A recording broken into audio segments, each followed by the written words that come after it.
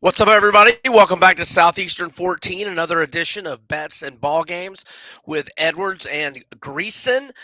My name is Brian. He is Jay. He joins us from Chattanooga. What's going on, brother? Not much. Enjoying this beautiful weather before the rain hits, and excited about the holidays. Sad that for the most part, college football is about to be in our rear view. It's amazing to me how we spend 7 long months waiting for college football to get here, and then the 4 glorious months when it's here, boom! It goes in a hiccup.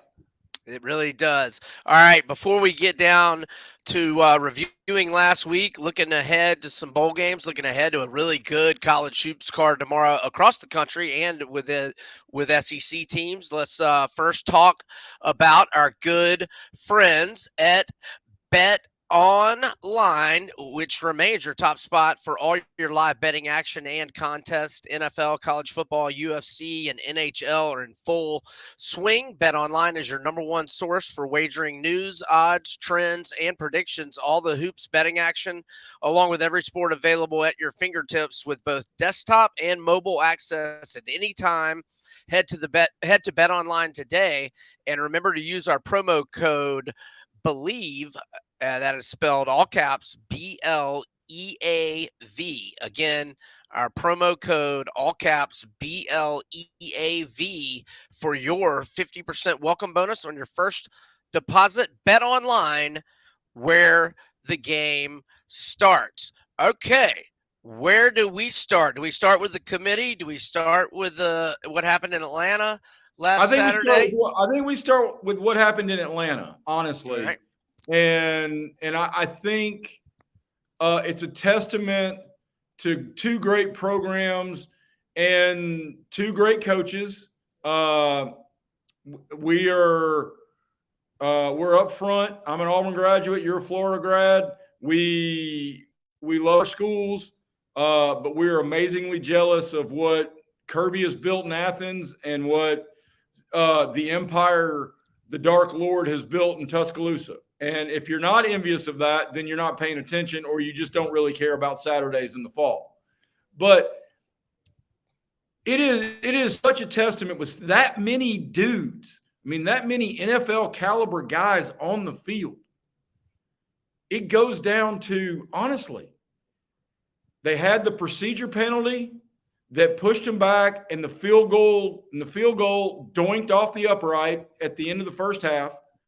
And you had a mishandled snap or a mishandled exchange that turned into a fumble, and that's the game. That's two amazing football teams that in the course of 60 minutes of game action, it really came down to a mental mistake and then a physical mistake, and that was the game. And that likely, in my mind, will determine the national championship.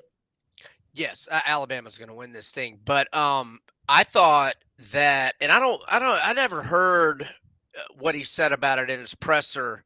Um, and I was at a bar, where we had all the games, so I didn't have the volume of Danielson and Nestler. So, were you at home? So you had volume?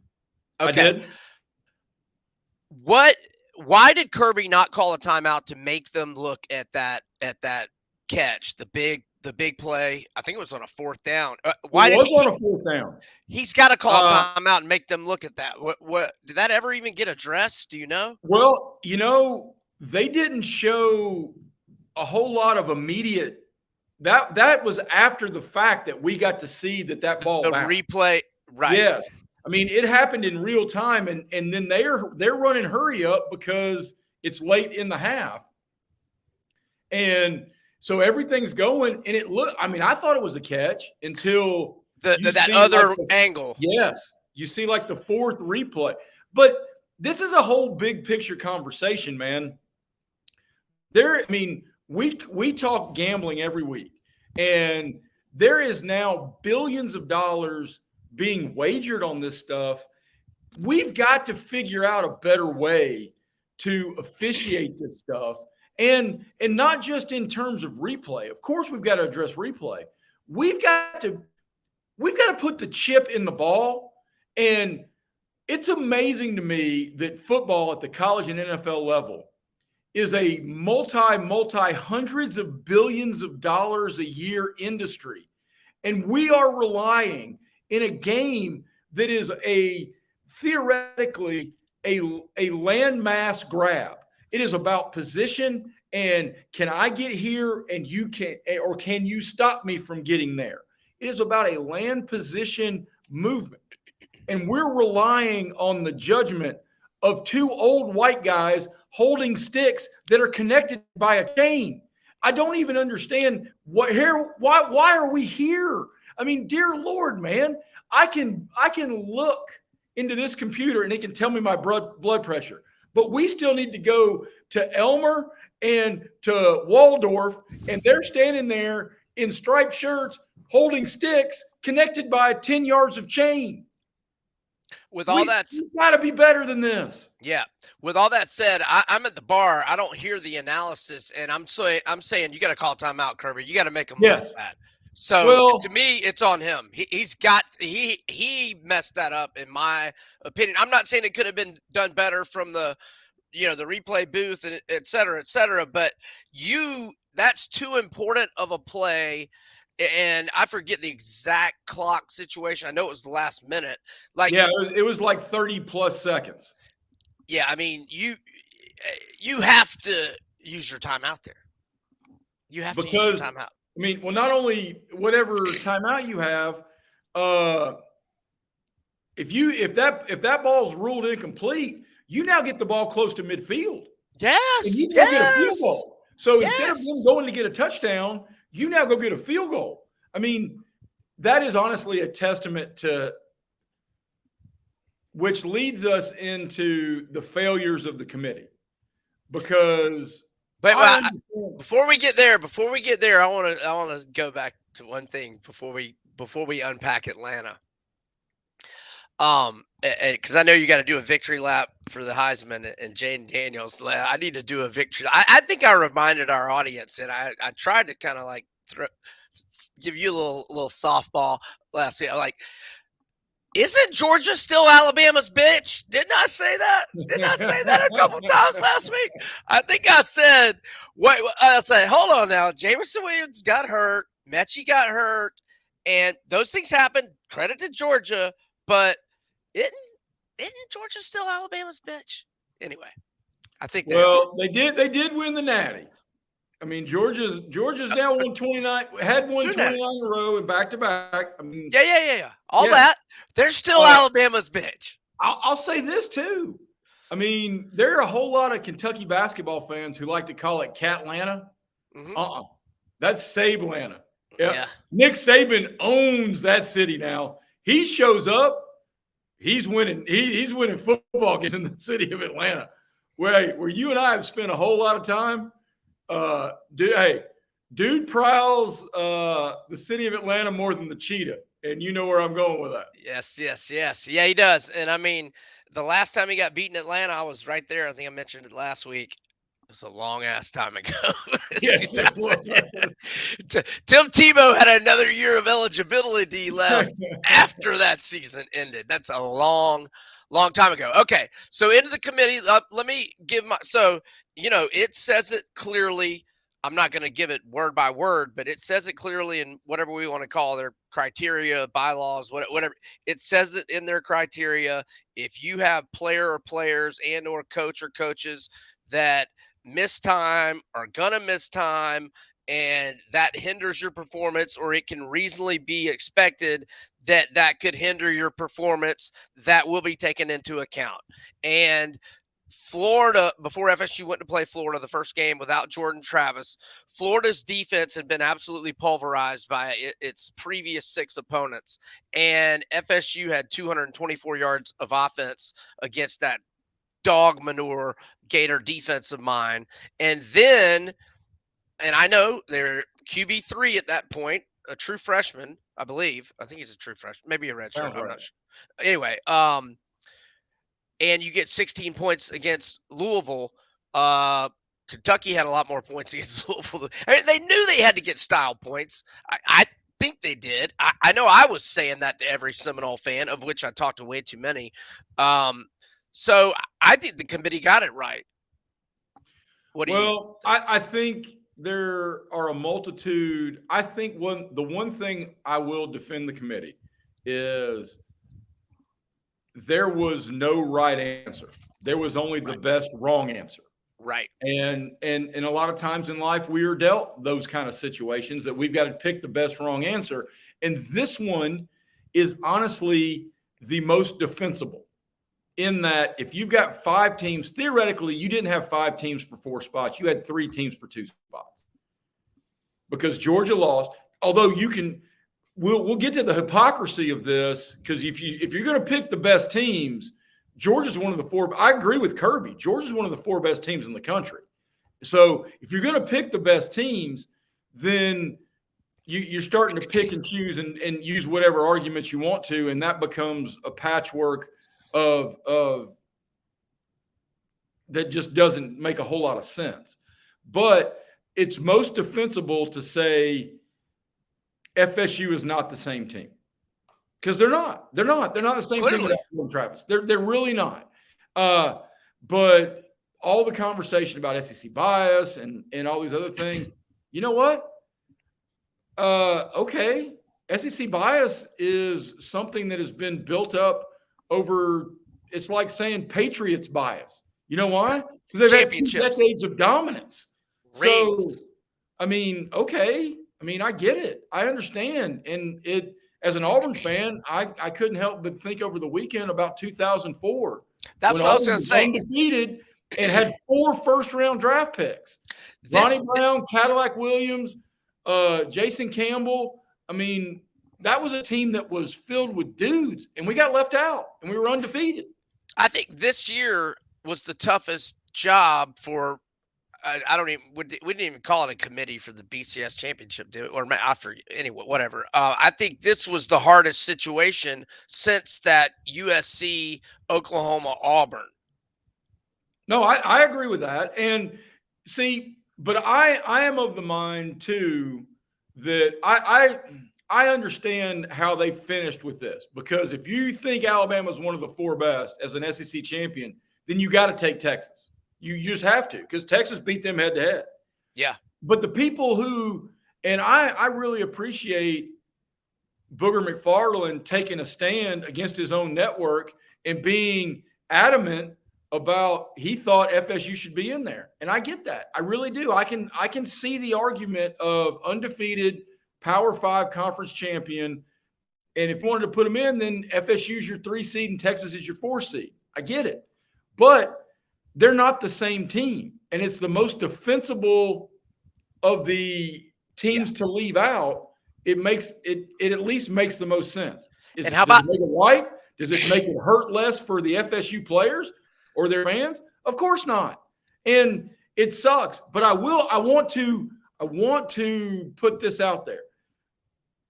Everybody who is clamoring, thank God we're expanding. Because now you go undefeated, it means the regular season doesn't mean anything. Bull snot. Next year's regular season is going to be the most meaningless regular season in the history of college football. And why do I say that? Because think back to the games that are going to be meaningless now. Michigan, Ohio State, meaningless. Ohio State's in. Auburn, Alabama, meaningless. Because if they're both good, they're in. SEC championship game, meaningless. They're both in. Big Ten championship game. Only if Iowa or Wisconsin or some team ranked outside the top 12, if they win, and then what happens if Michigan decides, you know what, we're going to rest all our players because we don't need to play. We don't need to play to win a Big Ten championship. We're in. You want to talk about meaningless. Let's talk next year's regular season. Going to be as hollow as a stump on your granddaddy's farm. How excuse me. How about the reaction from the Michigan at their little viewing party when it was Alabama? No, we got Bama. Yeah, that room fell silent. Wow. Hey, and I will say this. Do I think Coach Khaki cheats his khaki pants off? Hell yes, I do. I think they all do. I mean, you're not going to tell me that any coach at any major program, basketball or football, if they're given any advantage, they're going to take it. They're going to figure out a way to exploit whatever advantage it can be. Now, within the rules, with outside the rules, plausible deniability, we can have all those discussions at a later date. But Coach Kaki's face, Harbaugh's face, hey, yeah, we're the one seed. We deserve to do it. We got to play the number one We got to seed. play Bama. We gotta play Damn it. Because you right? know he was praying for FSU. Oh, of course. Oh my word! Because he just put the sleeper hold on an Iowa offense that, no kidding, that Iowa offense, they couldn't score at the Bunny Ranch in Vegas, brother. I mean, dear Lord, that group. Oh man. And did you have the over? I know you had some good picks.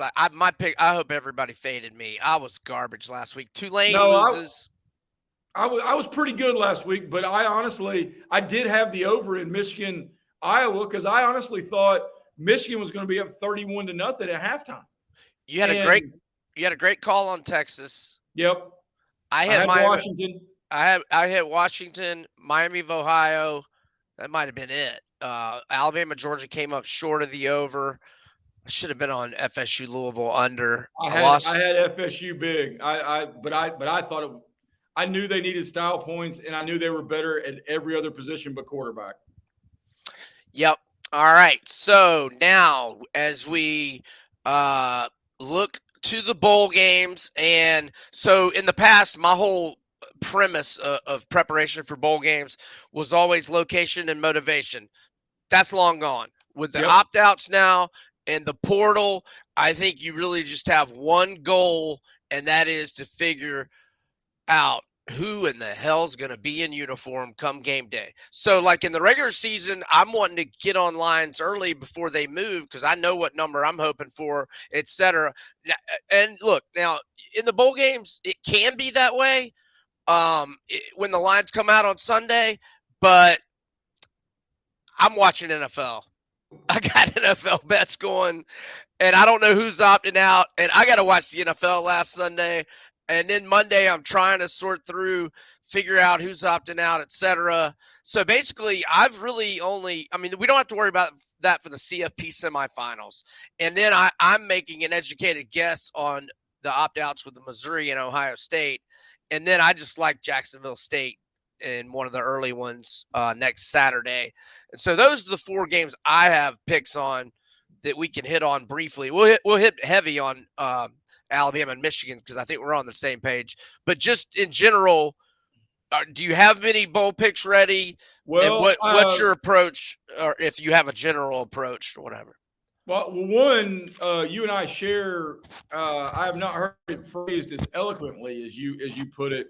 Location and motivation. I think that is genius, but it's also now as antiquated as the VCR or you and I trying to watch HBO through the scraggly lines to see a nipple late night when we were growing up.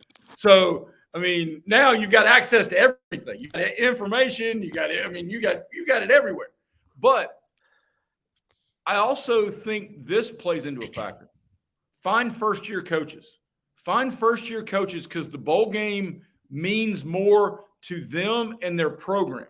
Like, I really like Auburn and Hugh Freeze because I think that bowl game means something to those kids going to Nashville, going to a better bowl game than probably Auburn deserved to go to at 6-6. And, I mean, I think they're – depending on who does and does not opt out, which goes back to your conversation, you're almost foolish to make a bet early in this until the portal closes because you don't know. I mean, if you had originally looked at the Holiday Bowl, you'll say, oh my God, USC is going to blow them out. Well, Caleb Williams rightly made the decision, I'm going to sit. And now I think USC's getting like 10.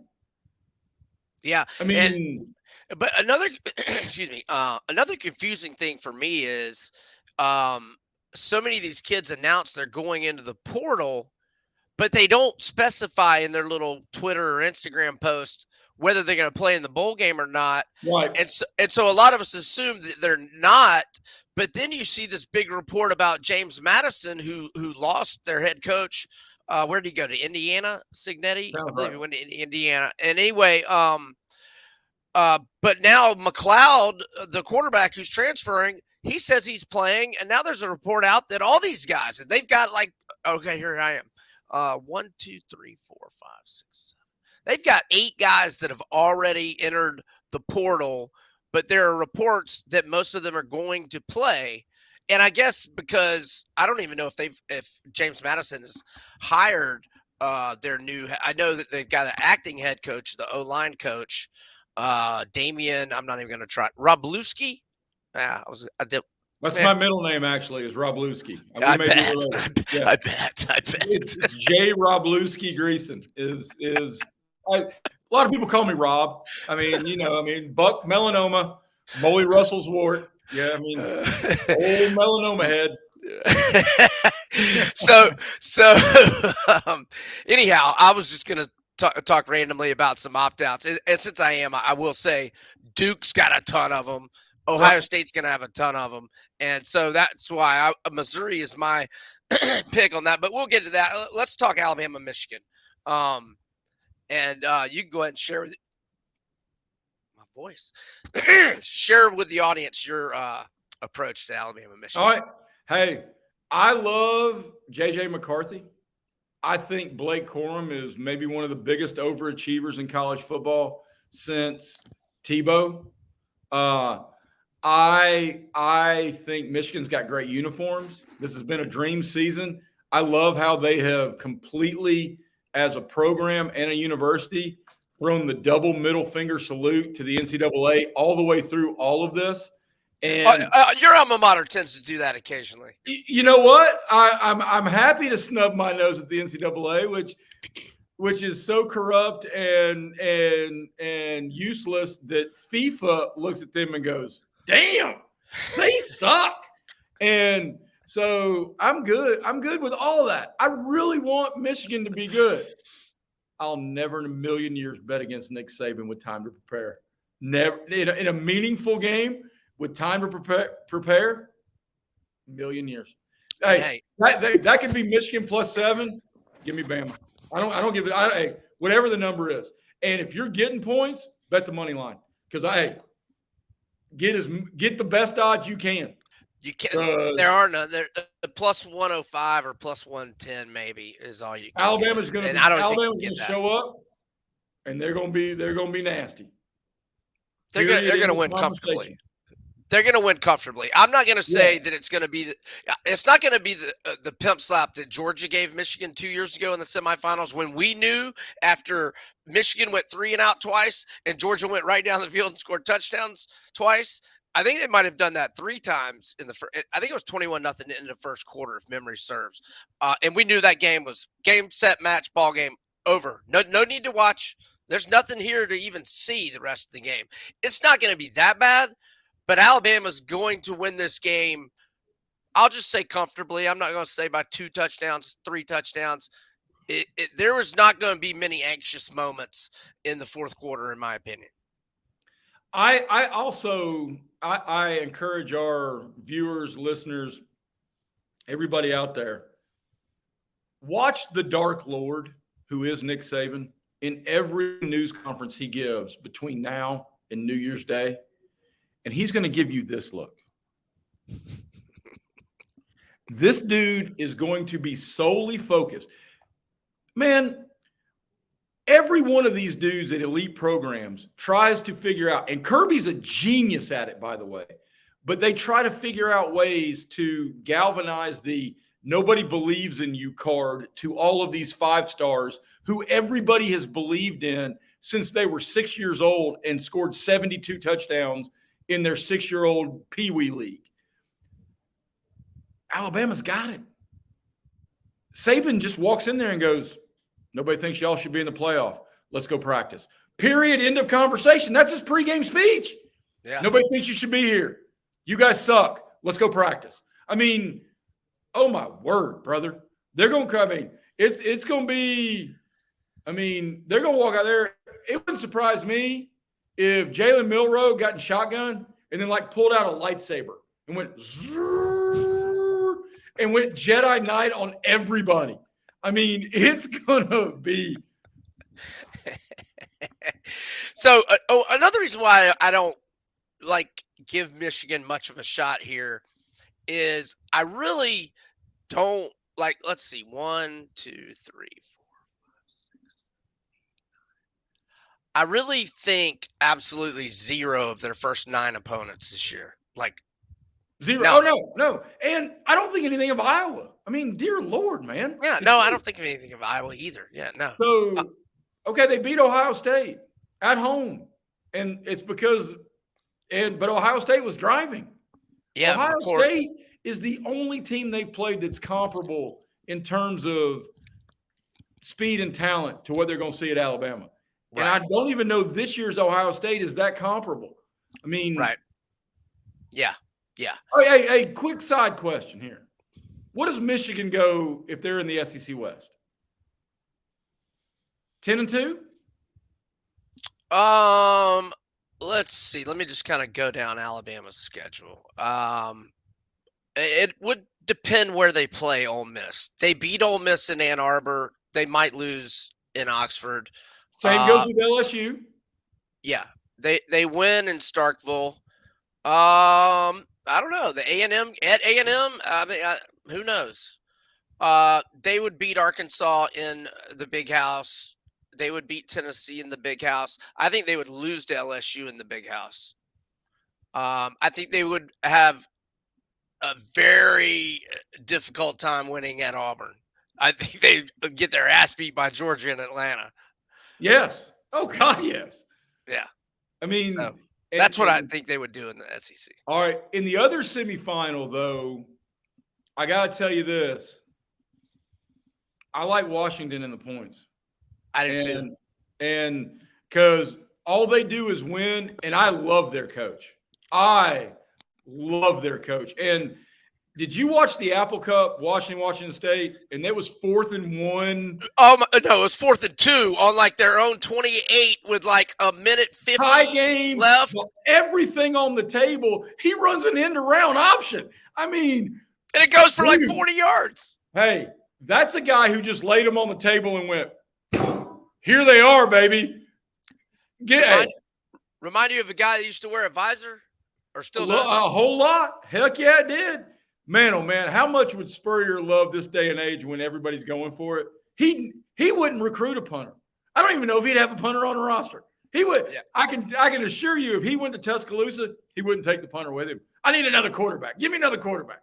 Punter's not going to get it. Yeah, and everybody like just goes wild for people that go for it on 4th and 1 at their own. I can tell you that in at least a dozen Florida games during his tenure at UF, on the opening drive, he did it every time. On the opening drive, if it's 4th and 1 at the own 29, he went for it every single time, and I don't ever remember him not getting it. And I can tell you exact play he did every single time. It's a QB sneak every single time.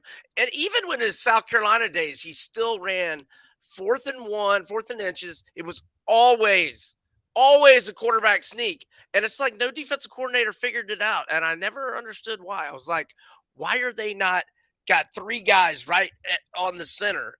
Anyway, so in response quickly to Spurrier's undeniable genius that was as a college football head coach, play caller, all of it. Is there a dumber thing in the world than it for it to be 4th and goal from the 1? Being shotgun? Being shotgun. Everybody does it, dude. I know. I'm not saying it's right. Stupid. I'm not saying it's right. It's stupid. These guys are making millions upon millions of dollars. And they're watching the rear shove or the brotherly push, the brotherly shove, whatever you want to. They watch that in the NFL every Sunday, and that's another reason to get under center. Do that play. Nobody ever stops that play. Yeah. All right. So a couple reasons why I like Washington. All right. First off, let me Kalen DeBoer. So he's been an underdog 4 times at Washington, and his last year at Fresno, he was an underdog twice. You want to take a stab at what his ATS record and how many outright wins in those 6 dog spots? I'm gonna go 6-0 against the number and 5-1 record. Absolutely right. Did you know? Had you already seen that or looked it up? But you lead me to questions like that. I could have played like the Ed McMahon sidekick, and could have gone. I don't know, 0-6, 0-6. Tell me, Brian. Tell me. You are correct. 6-0 ATS, 5-1 outright. And the one outright that he did not win, he very well could have won it. It was at Oregon in week 2 when he was at Fresno in 2021. And they lost 31-24 as a 20.5 point dog, but they fumbled twice in the first half and outstatted the Ducks in that game. So anyway, he just thrives as a dog, is my point. Okay, and I'm not saying for if you're an NFL GM, I'm saying for on the particular Saturday that they play. I'm assuming it's a Saturday, New Year's Day, whatever it is. Who would you rather have, Quinn Ewers or Michael Penix? Michael Penix. Me too. Without question. Especially, hey, this is something to keep an eye on too. I watched a ton of college football this weekend, and Texas looked amazing, but Oklahoma State kind of sucks. And but you need to really keep an eye on Texas's best wide receiver, who gets like 35% of their targets. I'm not talking about. I mean, Quinn Ewers' favorite dude on the planet right now. Xavier Worthy. And he really rolled that foot. I mean, yes, it's a month between conference title game and January 1. So maybe he gets back. But if he's not back, difference maker. Complete difference maker. And go ahead. 73 catches, 969 yards this year, and he missed 2 games. Right. So those stats could be better. Another thing, a guy for Washington, Jalen McMillan, who missed 8 games, but has been back the last, I want to say 3. And now he's back. He's back. Like, he's had 2 big games. He's back. So now you got Odunze, who's got 81 grabs, 1,428 yards, 13 touchdowns. You got Jalen Polk, 60 catches, 1,000 yards, and 8 touchdowns. And now you got McMillan, who, if I'm not mistaken, had more than 1,000 yards receiving last year. And I am not mistaken, 79 catches, 1,098 yards, and 9 touchdowns last year. But he missed 8 games this year. But he is back. He's fully healthy. And Texas has got a couple of DBs that are banged up. And Jalen Catalon fell out of favor there, the former who was a All-American at Arkansas, like a first or second team All-American as a true freshman in 2020, but had the season-ending injuries the last couple of years. He fell out of favor, and I saw he's in the portal. So he's not around, and whoever had taken his place got banged up. Obviously, like Jay noted with Xavier Worthy, we'll find out in several weeks what their status is. But I like Washington, so we're on the same page. We both like Alabama and Washington. Before we get into little college hoops for tomorrow, I've got 2 picks. I already mentioned them that I just want to throw out. I think you're safe betting them now because I heard Drinkwitz say that they're not going to have any opt-outs. It's their biggest bowl game since the Gary Pinkel era. Highly motivated in the Cotton Bowl, not that terribly far from Mizzou. I would think they'll bring a big crowd. And Ohio State, I believe, left their season in Ann Arbor. I agree. They might have as many as a half dozen starters on defense opt out. McCord's already gone, so it's going to be the inexperienced Brown if he's healthy. If you're Marvin Harrison Jr., why do you play? Oh, he ain't playing. Yeah, and Travion Henderson might not play. And they've had Julian Fleming, wide receiver, hit the portal. So, I mean, Ohio State might be missing 10 to 12 key players. I mean, you're talking about potentially missing half your starters. you're talking about a great point by you with this being a monster. This is going to be a memorable season. Eli Drinkwitz was Yeah. rightly Yeah. named SEC Coach of the Year. You and I have been talking about it since Halloween. Uh, this is going to be could be an 11-win year with a Cotton Bowl championship. You carry that around on the recruiting trail. This could be a springboard type of season, and I think all those kids want to be a part of it. You were 100% right. Ohio State left their year up there in the great state of Michigan. So, and what's all this conversation about Ryan Day flirting with other programs, other schools, other jobs, and they may want him out? I Well, mean, man, I've heard all the stuff about the fans being unhappy with him, even though his record is insanely good. I haven't heard insane. about I haven't heard about him flirting with other jobs. Do tell, fill me in there. Well, I mean, it's been out there that he may be looking around and like NFL gigs, and if folks are curious about that, it would explain. I mean, I That sounds. understood why Go ahead. Quinn Ewers left Ohio State and went back home to Texas despite the NIL money. But if you're QB1 in Columbus and you're getting in the portal, something's foul there with the Ohio State. No, I think McCord just knew that they were going to go get a guy in the portal better than him, and he wasn't going to start. I think that's all there is to that, in my opinion. I mean, Well, that's how I read it. That's how I read it. When I saw that, I was like, okay, they've told him. Or actually, I think that basically he went in and had a meeting. Yeah, I did read this, and he was not assured that he would be the starter next year, and so that was who's assured of being the starter next year? 100%. I am on the page, man. I would tell every player. What do you mean? So what? You can Which just is go. which is one of the reasons why, on a side tangent, a lot of us as fans of our team lament the portal, but there are just as many kids who are being pushed into the portal as who are hopping into the portal. And let's be real Sure. honest about that, Yeah. because there are very rare institutions that feel obligated to give 4-year scholarships. Scholarships are a year-to-year deal, and if they want to pull it, they can pull it. Yeah.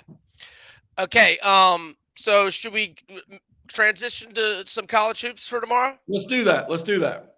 Okay. All right. We have a hell of a slate, and I'll just go through. I'll name the games, and I'll just rip through them real quick, and then we can kind of hit on them wherever or whichever and however in depth we want. So let's see. We have all right. We have Bama and Purdue, and they are playing up in Toronto, and there are a lot of neutral site games tomorrow. So make sure you check that. And sometimes, if you're just like looking on an well, maybe some of these websites have it, but some of them don't. If you go to Ken Palm, it says neutral. You can hover over it, and it'll tell you exactly where the game is being played. So Illinois at Tennessee. If I say at, that means in Knoxville. Tulane, Mississippi State in Atlanta. Mizzou at Kansas. Like I said, Bama, Purdue, and Toronto. Auburn, Indiana in ATL. K-State at LSU. Arkansas and Oklahoma in Tulsa.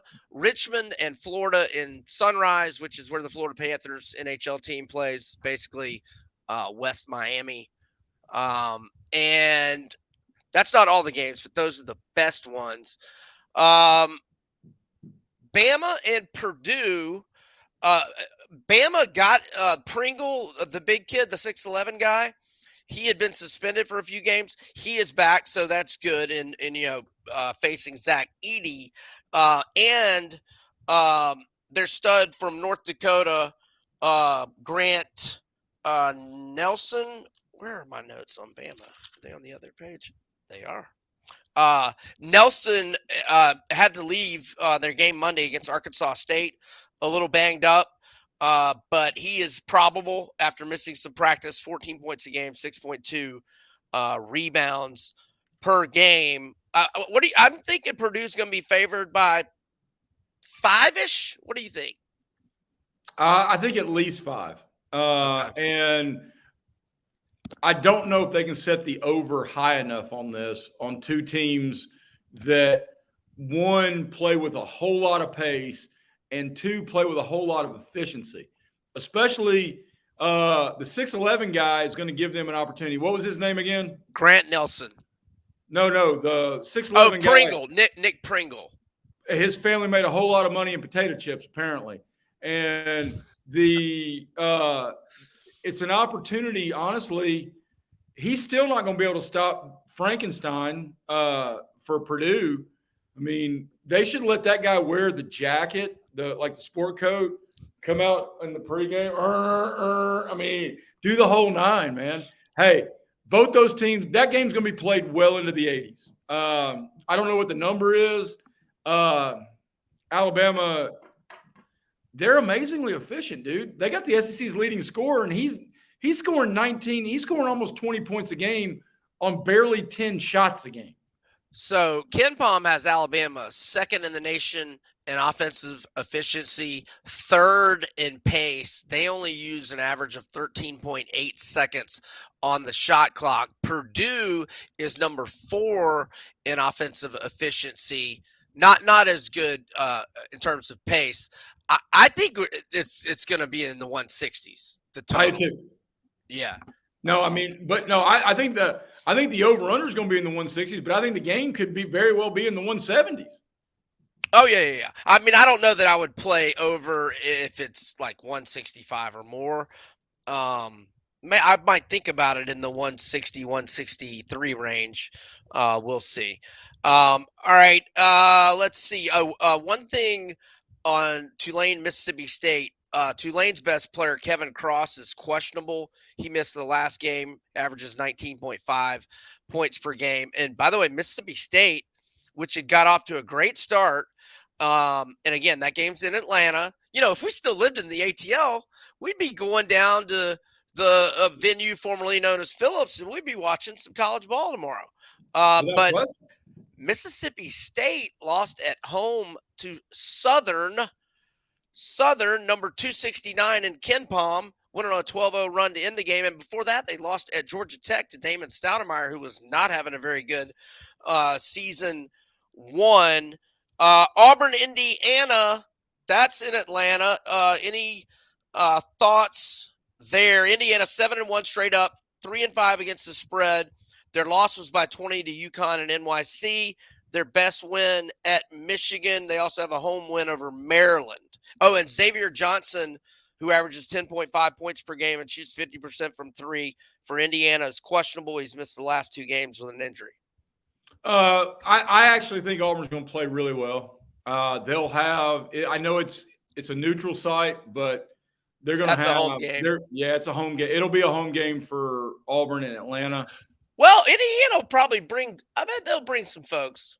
They'll bring some folks, but – yeah, but I'm not pissing on your point, but Indiana will bring some folks. But the number of Auburn grads who get the chance to drive from Marietta or Lawrenceville to see their team, see Bruce Pearl and his crew play. Auburn's deep. Auburn is fast. They are going to play faster than Indiana. Of all the games you and I kicked around about basketball, I think Auburn is the best play here. And I also think Auburn's a little bit irritated by the perception of losing to App State. They lost to App State last time out in Boone, North Carolina. But what a lot of people don't know is App State's going to be a tournament team. I mean, that's a quad 1 game at this point so far. App State's good. And they lost because they shot terribly from 3. And they're like 3 of 16. That's what happens on the road sometimes. It does. It 100% does. But in the neutral side, I think Auburn played really well Saturday. I also, to transition, I don't think Illinois knows what's coming for them defensively. because Rick Barnes' crew, especially at home, is amazingly physical. They are overwhelmingly aggressive and tenacious defensively to a place that you are not used to that until you see it. And you can even talk about it's like facing the triple option. You can try to practice against it, but your backups and your scout team and everybody else is not going to emulate the speed or the physicality that Tennessee and Rick Barnes put on people. And I know Illinois is good. And Boy, did you watch the FAU game the other night? Hey, man, they are real good because FAU's good. I mean, FAU played good that night. They are missing one of their better players, Nick Boyd, but the big man who played great got in foul trouble. But that was a hell of a game. No, that was fun. Both those games were great. Yeah, and I mean, college basketball. One of the things everybody talks about and laments the NIL and the death of amateur sports. It's made college basketball better. Because a lot of these guys who were fringe NBA guys, I mean, like you think Drew Timme, who went from playing 17 years at Gonzaga to now dominating whatever church league he's playing in Spokane. I mean, those guys now stay. I mean, we got Baycott at UNC. I think he was recruited in James Worthy's class at North Carolina. So, I mean, those guys stick around, and we get familiarity with college basketball, and the product's better. The product is better. Yeah, because the players are older, and no, Calipari's like all freshman squads that sort of worked at times. Nah. I know we're starting to run long in the tooth in time. We may have to. You want me? Do we have time to get a couple shots at BBN for getting Brett Blizzard the other day after their dominant performance against a very good Miami team? They go their next game at home. They lose to North Carolina Wilmington, the Seahawks, who haven't been relevant since Brett Blizzard left 2 decades ago. Brett Blizzard's from my hometown. I know his dad. That's a great basketball name, though, especially if you can shoot it. Do you remember him? Oh, hell yeah, I do. Oh, God, can he shoot it? Brother, he can shoot it. Can he shoot it? Is this Calipari's last year? I mean. Look, that's what I saw he's a big-time UK booster. I'm good friends with him. He lives down here. And it was right after they had played so well against Miami. It was the day they were playing North Carolina Wilmington. And I was like, man, that's a legit Miami team that y'all smashed the other night. He's like, we're pretty good. Wait till we get our 3 7-footers. And I go, but wait, you've been wanting to get rid of Calipari for a half decade, and this is the year, right? And he goes, well, I don't know. But that was before they lost to the Seahawks. Seahawks. Yeah, that's a bad loss. One, they got no business ever losing in Rupp. Right. Two, right. They've got zero business ever losing to a program that you and I, who are professionals in this, mind you, have to go look up the nickname of the team that they just played. Because I didn't know the UNC Wilmington was the Seahawks until you just told me. Well, not to one up you, but I didn't have to go look it up. Oh, look at you. Look at you. You're so special. Yeah. Yeah, I'm a Brett Blizzard fan. So do you remember how they lost in the tournament when Maryland was the defending national champs? They were winning the whole game. After Juan Dixon and Steve Blake won the national title against Indiana, the very next year, Wilmington's winning the whole game, and a Maryland guy took a pass from the far baseline, took like 3 dribbles, was literally fading out of bounds, down by 2, and like hit a 3 as he's going out of bounds. And that ended Brett Blizzard's career. They had beaten USC in the opening round the year before. Anyhow, and of course, Brett Blizzard went on to a distinguished career as an executive at the Dairy Queen Foundation and created, there you go, America's favorite treat. What's your go-to Blizzard order? Oh, dude, I don't go to Dairy Queen. What? Don't get a Dairy Queen. My God, you are such a snob. You're such a panhandle snob. I don't go to Dairy Well, Queen. I don't even know where I a only Dairy. go to Panera. We don't have a Dairy I, Queen I around have here. a turkey and brie sandwich. Turkey and brie, Would never. someone cut my sandwich, please? Sandwich with a D. Look, we don't. Sandwich. We don't have a Dairy Queen around here. Now we have Hardee's and Burger King and McDonald's, and I can assure you I don't go to any of them. Chick-fil-A, I will go to. Don't say turkey and brie. Come on, stop. I'll have a turkey and brie sandwich with the lettuce on the side, please. Oh, Jesus. Please, would you cut Uh, my sandwich, please? all right. Thank We you, better sir. we better wrap up this shoot show. All right, so I would bet Bama now heavy, but I mean it's not going to cross a key number. I mean I think Alabama will go off the favorite. I think they'll probably end up being a 3-point favorite, but I mean I don't see why you wait. They're definitely not going to be more significant underdog. No, no. Not a chance. I think a lot of the money in Vegas is trying to wait to see if it can get. And I actually, something you and I talked about right now, the money line is very small. So, Yeah, but I think they want to wait to see if the public moves the money line up to plus 110, plus 120. But no, I got zero reservations about, and plus they get Jace McClendon back. Yeah. That dude's a load. Oh, and Michigan's Zach Zinter, the All-American offensive guard, he's out. He's going to be a first-round pick probably, and he's out. That's not good. Before you push heavy chips on Washington, because you and I both like Washington. I'm not saying heavy on. Well, Alabama's before my heavy anybody game. gets vested, I would see what Texas is a different team with Xavier Worthy. With the wide receiver. Yeah, I'm not like betting a ton. Washington's just like my normal standard play, and then I'm gonna get a little baby money line taste. But Alabama is my heavy play. And if I didn't have a 6-1 ticket on Alabama, I would be buying them plus 200 to win this. And speaking of 6-1 tickets, God bless you, Jaden Daniels. Jaden Daniels, attaboy. Attaboy, get ready to hit that on when do they announce? Tomorrow? Yep. There you go. I also like Army. I also like Army tomorrow. Oh, okay. Yeah, I wasn't even going to look at that game, but I had a 2-hour drive on the interstate. I listened to a lot of VSiN, and I heard some guys I respect really like Army. You're another guy I respect, so maybe I should go with Army. Even though I had to look up the UNC Seahawks. Seahawks. I mean dear Lord. You don't even know the mascots in the Colonial. That's the conference. All right. We've done enough damage here. Bets and ball games with Edwards and Greeson. Enjoy his face on the way out. Thanks for listening, and we'll be back next week. And we'll see you then. Southeastern 14, over and out.